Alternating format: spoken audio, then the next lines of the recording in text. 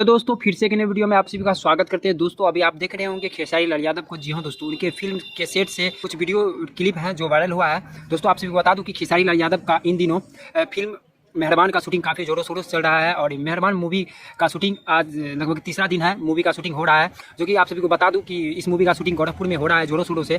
और इस खेसारी लाल के साथ आप सभी को मेगा सीरीज इस मूवी में देखने को मिलेंगे।